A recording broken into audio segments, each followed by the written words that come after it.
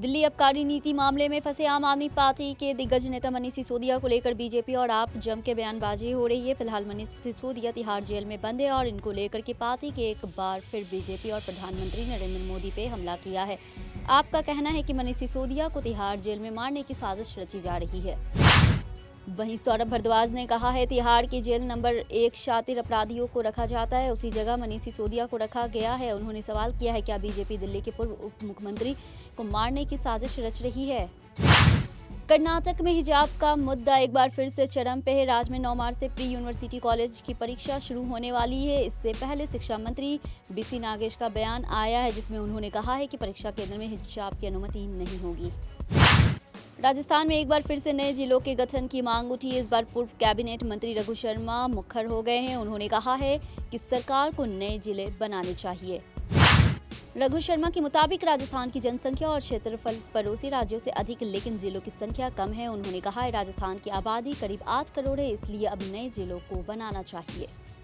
गोपाल यादव ने केंद्र की बीजेपी सरकार पर विरोध कर जेल में डाल के दबाव बनाने का आरोप लगाते हुए बुधवार को कहा है लोकसभा चुनाव से पहले विपक्ष का कोई ऐसा नेता नहीं बचेगा जिसके खिलाफ ईडी और आयकर विभाग द्वारा जांच नहीं की जा रही हो।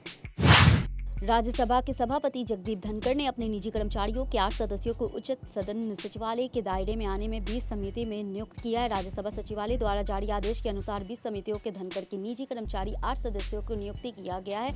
इसमें उपराष्ट्रपति सचिवालय तैनात और 4 कर्मचारी शामिल होंगे।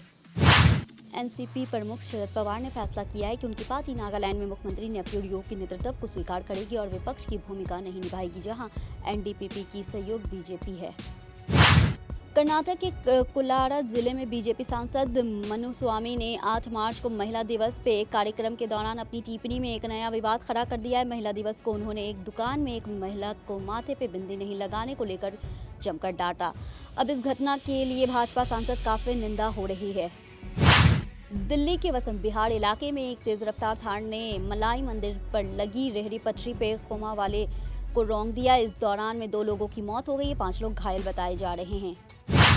मशहूर अभिनेत्री और डायरेक्टर सतीश कौशिक का निधन हो गया है। सतीश कौशिक के जिगरी दोस्त और अभिनेता अनुपम खेर ट्वीट करके इस दुखद खबर की जानकारी दी। शिमला और आसपास के इलाके में बुधवार देर रात ओलावृष्टि और बारिश हुई है, जिसमें क्षेत्र के तापमान और काफी गिरावट आई है। सुबह के समय आसमान साफ है, लेकिन दिन चढ़ने के साथ साथ घने बादल छाने लगे हैं और क्षेत्र में तेजी गति से बर्फीली हवाएं चलने लगी। अमेरिका में जारी इंटेलिजेंस कम्युनिटी की सालाना रिपोर्ट ने दुनिया के खतरों में आला कान पेश किया। रिपोर्ट में बताया गया है कि भारत और पाकिस्तान के बीच संकट विशेष रूप में से चिंता विषय है, क्योंकि परमाणु हथियार रखने वाले 2 देशों के बीच तनाव बढ़ने को जोखिम है। अफगानिस्तान में एक बार फिर से भूकंप आया है। रिक्टर स्केल में इसकी 4.7 तीव्रता मापी गई है। यह भूकंप अफगानिस्तान के फैजाबाद जिले में आज सुबह 7:06 पे आया। भारत और ऑस्ट्रेलिया की दोस्ती 75 साल पूरे हो रहे हैं। इस मौके पे दोनों ही देशों के प्रधानमंत्री गुजरात के नरेंद्र मोदी स्टेडियम में समय बिताने वाले। दोस्ती को सेलिब्रेट करने के लिए क्रिकेट मैच देखने से अच्छा क्या हो सकता है, इसलिए दोनों ही पीएम भारत ऑस्ट्रेलिया के बीच चौथा टेस्ट मैच देखेंगे। समाजवादी पार्टी के राष्ट्रीय प्रमुख महासचिव राम गोपाल यादव ने केंद्र की बीजेपी सरकार पर विरोध को जेल में डालकर दबाव बनाने का आरोप लगाते हुए बुधवार को कहा है लोकसभा चुनाव से पहले विपक्ष को कोई ऐसा नहीं बचेगा जिसके खिलाफ परिवर्तन निदेशालय और आयकर विभाग द्वारा जांच नहीं की जा रही हो। त्रिपुरा में मानिक साह ने दूसरी बार पद की शपथ ले ली। उनके शपथ ग्रहण समारोह के तुरंत बाद केंद्रीय गृह मंत्री अमित शाह और जेपी नड्डा ने टिपरा मोथा के सुप्रीमो प्रद्योत किशोर से मुलाकात की है। उनसे मुलाकात को लेकर के एक बैठक का आयोजन किया गया। इसमें सीएम मानिक और संबित पात्रा समेत बीजेपी और भी नेता शामिल रहे थे।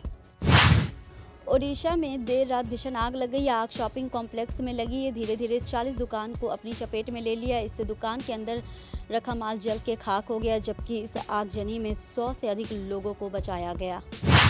नासा ने इसरो को निसार सैटेलाइट सौंप दिया है। इस सैटेलाइट से अब तक दुनिया को प्रकृति आपदाओं की जानकारी से पहले मिल जाएगी। ये सैटेलाइट कृषि क्षेत्र में भी महत्वपूर्ण भूमिका निभाएगा।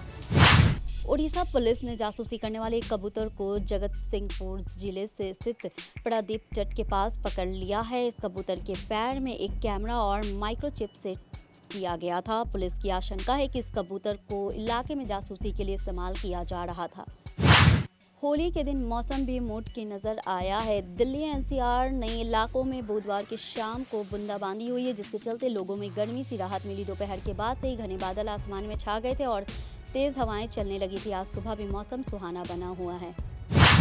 महाराष्ट्र की राजनीति में अपनी जमीन तलाश रही ऑल इंडिया मजलिस इत्तेहादुल मुस्लिमीन के राष्ट्रीय अध्यक्ष असदुद्दीन ओवैसी ने एनसीपी चीफ शरद पवार पर हमला किया है। उन्होंने कहा, हमला नागालैंड के नेफेडियो को लेकर की लीडरशिप स्वीकार करने पर किया है।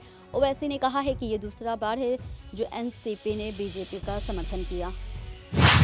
नागालैंड में जेडीयू के एकमात्र विधायक ने बिहार के मुख्यमंत्री नीतीश कुमार की सहमति के बिना बीजेपी गठबंधन वाली सरकार को बगैर शर्त समर्थन दे दिया है। इस पर जेडीयू शीर्ष नेतृत्व वाली घमासान मच गया है। इसी के साथ जेडीयू के शीर्ष नेतृत्व ने नागालैंड में अपनी राज्य इकाई को भंग कर दिया। बिहार में होली के दिन भागलपुर, बक्सर समेत कई जिलों में गोलीबारी की घटना हुई है। यहां तक कि कई जगह पे मौत भी हुई है। बांका जिले में रजौन थाना क्षेत्र के रजौन नटोलिया में बुधवार को होली के देर शाम पारिवारिक विवाद में एक युवक को गोली मार के हत्या कर दी गई है। मृतक की पहचान नटोलिया ग्राम निवासी महेंद्र यादव के तीसरे पुत्र बल्मिका यादव के रूप में हुई है।